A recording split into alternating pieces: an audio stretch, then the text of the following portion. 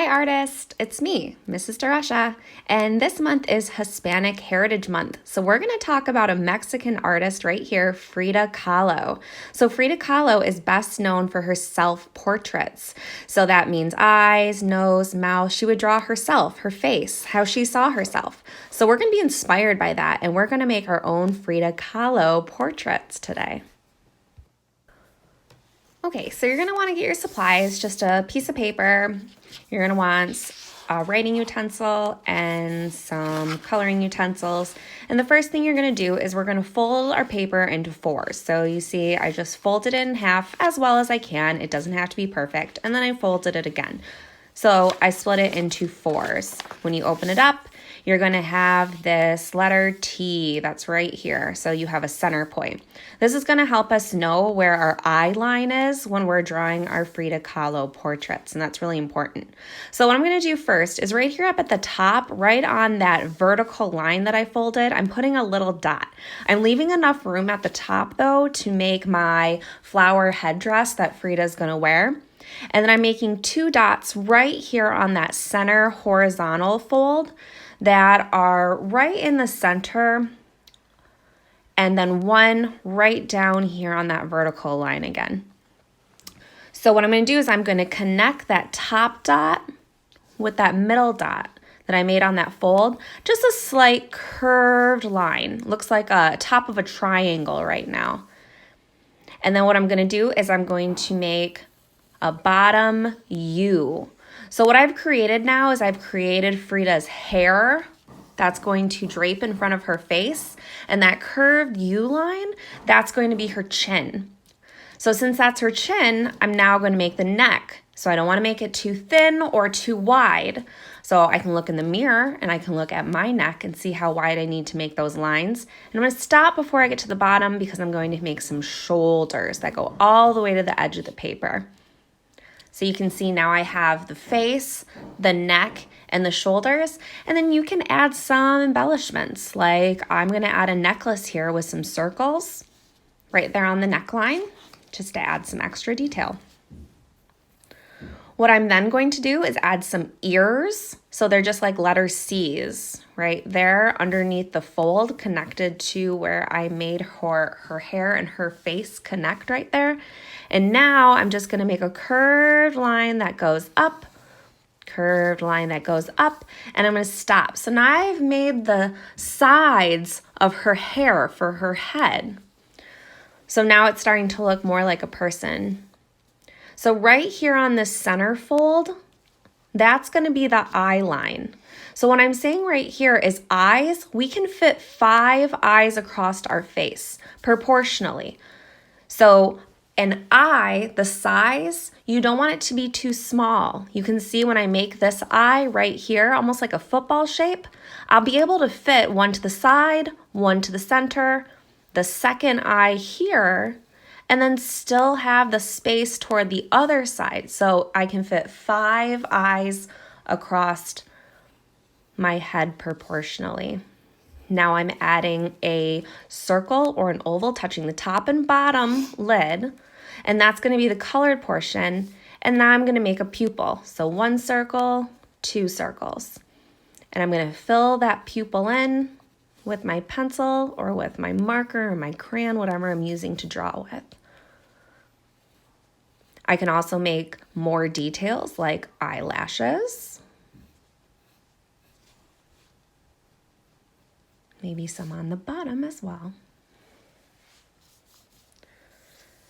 Now you can see that I have the face started. I have my eyes proportionally correct right there on that center fold. Now I'm going to make the nose. So the nose, I want to make just a slight smile, an easy nose. You could make your nose different. I'm just going to do a simple nose.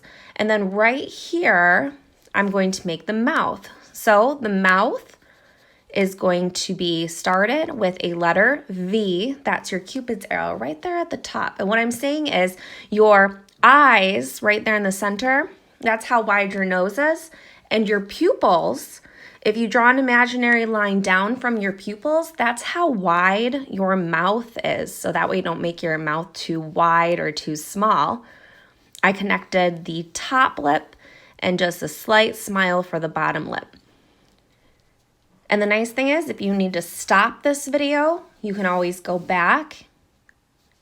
Now what I'm going to do is make the eyebrows. So Frida Kahlo, when you look at her self-portraits, you really can tell her portraits because she had this defined eyebrow right here in the center. So I'm going to connect those eyebrows just like a classic Frida Kahlo.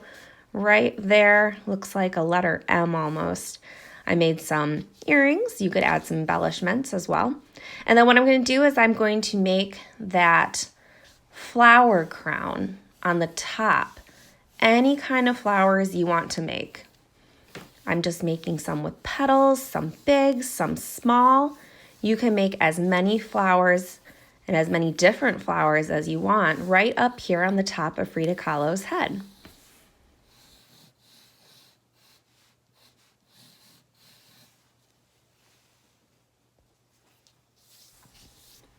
So now you see I have all my flowers drawn up there at the top. So what I want to do is, if I used a pencil, I want to go back now, and if I have a black marker or a black crayon, I want to just outline all my pencil lines so that they're nice and dark and I can see them. Especially if I have a lot of details, I want to go over those so then that way they really pop out and I can see them a lot easier. So I'm just being really careful, outlining everything.